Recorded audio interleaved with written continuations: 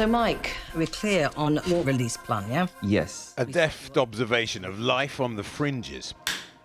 Urchin layers the gritty mundanities and vicissitudes of Michael navigating homelessness, addiction, crime and redemption, with tender, often hilarious dialogue. Sorry, I'm gonna just close my eyes for a second.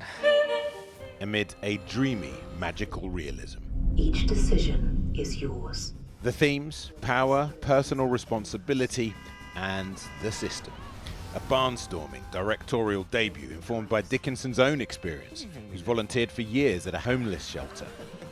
An East End son of a social worker determined to make his way in the privileged world of independent film.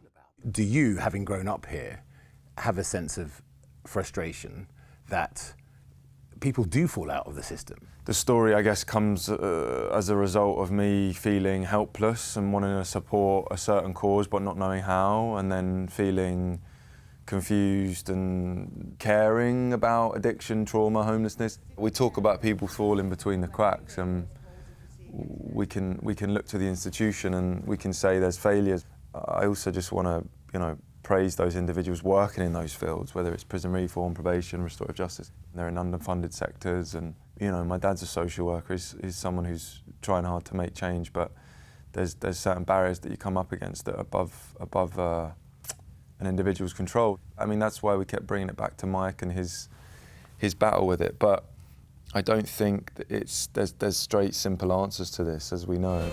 Mike, is there something you'd like to express? When you look at the social and political discussion that we are having now, the row that we recently had about welfare reform with the government, how do you feel about the national discussion? I feel at times like there's nowhere to turn to really make the correct change. And that's what's upsetting and challenging. I think that's what kind of led me to try and get involved locally with this. And it's like there's amazing organisations out there that are making like real boots on the ground change. And I know, a lot of my friends are working towards causes that feel impactful, whether that's like in Ukraine or towards Palestine.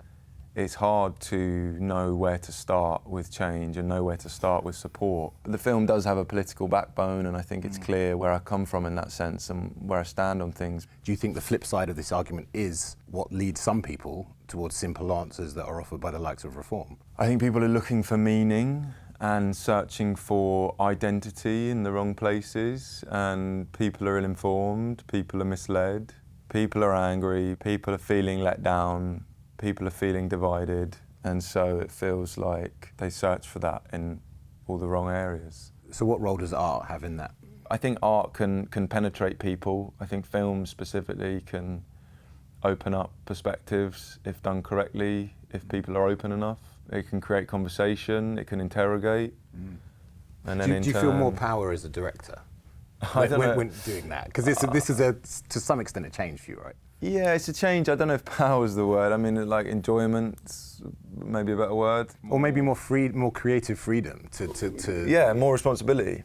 It's more responsibility. It's more autonomy over the thing that you put out there, which is always nice. It means that you have more say, more involvement, more at stake.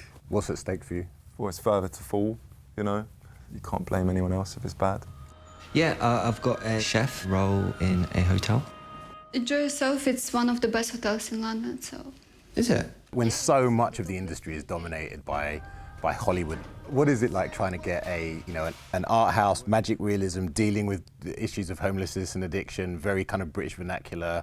How do you win in that scenario as a creative director? I don't know if you ever win.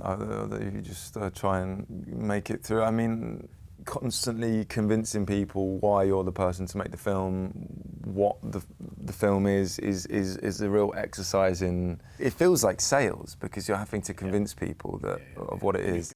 Dickinson's next convincing job being Lennon in Sam Mendes' tetralogy on the Beatles, due 2028.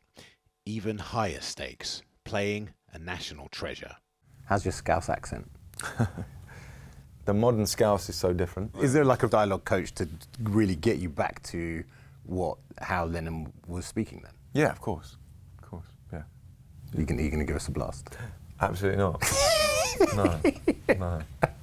Best of luck. Thank you. Thank you. Cheers.